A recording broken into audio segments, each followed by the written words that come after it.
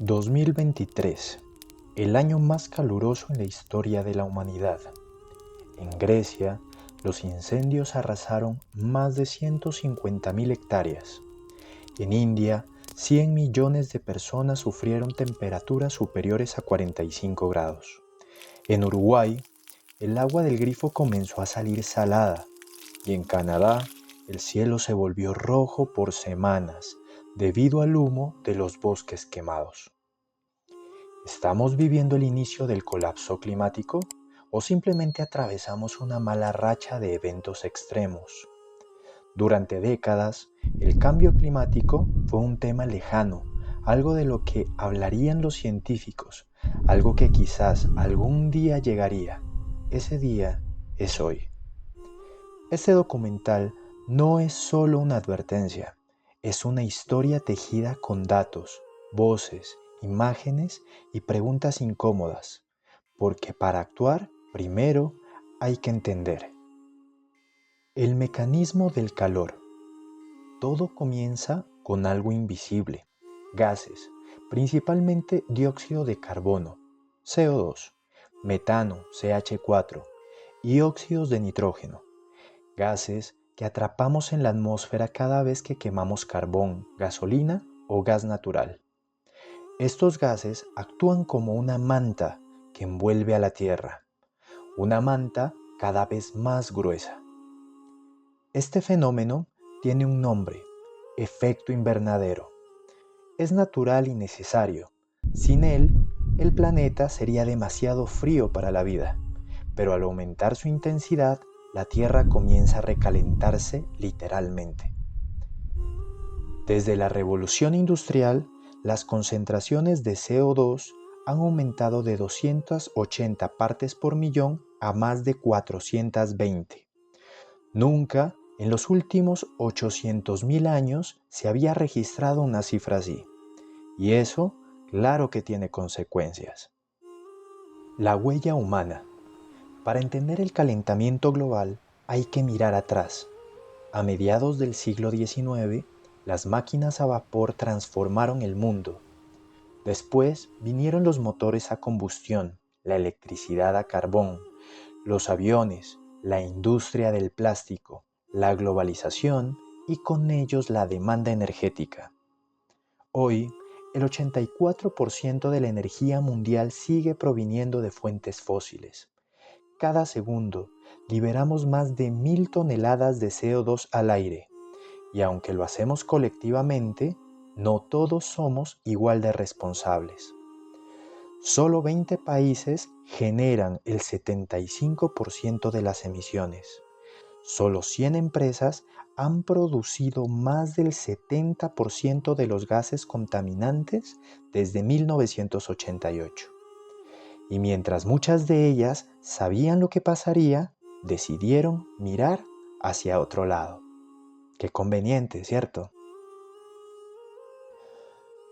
Ellos lo sabían. En 1982, científicos de Exxon, una de las petroleras más grandes del mundo, entregaron un informe interno que predecía con exactitud el aumento de temperatura global si seguía la quema de combustibles fósiles. Lo sabían y no actuaron. En vez de invertir en energías limpias, financiaron grupos negacionistas, pagaron millones para desinformar, colocaron dudas en la opinión pública y los gobiernos, muchas veces cómplices, priorizaron el crecimiento económico por encima del equilibrio planetario. Hoy, esas decisiones se traducen en consecuencias reales: inundaciones, sequías, incendios, desplazamientos masivos. Lo que parecía lejano ya está aquí, y con justa causa. Esta es la crónica de un planeta herido. En el sur de Madagascar, miles de familias viven entre tierra agrietada. No llueve desde hace 2 años. La hambruna se siente en el aire. En Pakistán, las lluvias del monzón inundaron 1/3 del país. Más de 30 millones de personas desplazadas. En el Caribe, los huracanes son más intensos. más erráticos, más destructivos. En el Ártico, el hielo se derrite tan rápido que nuevas rutas marítimas se están abriendo.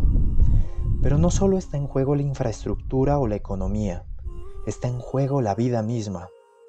Los ecosistemas están colapsando. Los corales, que sostienen el 25% de la biodiversidad marina, están blanqueándose y muriendo. Los insectos polinizadores desaparecen.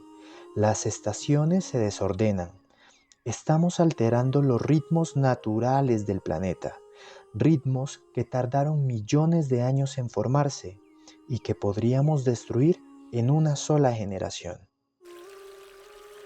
Las ciudades están al límite. No hace falta ir al Amazonas o al Polo Norte para ver los efectos. Las ciudades donde viven más del 55% de la población mundial están en primera línea del cambio climático. El llamado efecto isla de calor convierte a las urbes en hornos. El concreto absorbe el calor y lo libera lentamente, impidiendo que la temperatura baje por las noches. Las olas de calor matan silenciosamente sobre todo a ancianos y niños y todas aquellas personas con enfermedades crónicas. Y lo más alarmante, la mayoría de las ciudades no están preparadas, no tienen sistemas de alerta, no tienen refugios climáticos, ni tampoco tienen redes de enfriamiento urbano. En algunas regiones, el calor ya supera los límites fisiológicos de la supervivencia. Por si fuera poco, el mar también cambia. Los océanos absorben el 90% del exceso de calor del planeta, pero tienen un límite. El aumento de la temperatura marina está provocando la muerte de corales, migraciones masivas de peces y la aparición de zonas muertas, lugares donde ya no hay oxígeno. Además, el deshielo de Groenlandia y la Antártida eleva el nivel del mar. Ciudades como Venecia, Miami, Dakar, Yakarta podrían quedar bajo el agua en las próximas décadas. ¿No te parece un dato alarmante? Pero aún, el derretimiento de los polos altera la corriente oceánica, como la corriente del Golfo, que regula el clima del Atlántico Norte. Si esa corriente se detiene, el clima global podría cambiar de manera abrupta e irreversible. Por esta y muchas razones, existe una ventana que se ha venido cerrando poco a poco. Los científicos del IPCC lo han dicho claro: si superamos los 1.5 grados de aumento respecto a los niveles preindustriales, los daños serán mucho mayores y probablemente irreversibles. Y al ritmo actual, podríamos llegar a ese punto antes del 2035. Ya no hablamos de evitar el cambio climático, sino de limitar sus peores consecuencias. Cada décima de grado cuenta, cada tonelada de carbono evitada para salvar vidas. La ciencia es clara, la tecnología existe. Lo que falta es voluntad. ¿Pero qué se está haciendo o qué falta hacer aún? Sí, hay avances. Las energías renovables crecen más rápido que nunca. La energía solar es ya la más barata del mundo. Países como Dinamarca, Costa Rica o Portugal han logrado días enteros con electricidad 100% limpia. Las ciudades empiezan a construir techos verdes, redes de transporte eléctrico, sistemas de reciclaje de agua. Pero también hay retrocesos, y es algo que debemos tener en cuenta. En plena crisis climática, muchos gobiernos siguen subsidiando combustibles fósiles. Grandes bancos siguen financiando proyectos de petróleo y gas, y las emisiones globales siguen en aumento. La acción climática necesita justicia, porque quienes menos contaminan suelen ser quienes más sufren, porque no podemos enfrentar la crisis con los mismos modelos que la crearon. Esto no es solamente un problema ambiental, Es un problema humano, ético, civilizatorio. No se trata de salvar el planeta. La Tierra sobrevivirá. Lo que está en juego es la vida humana tal como la conocemos. Nuestros sistemas, nuestras culturas, nuestros paisajes, nuestras historias. Todavía podemos cambiar, pero la ventana se cierra y las decisiones de esta década serán recordadas por siglos.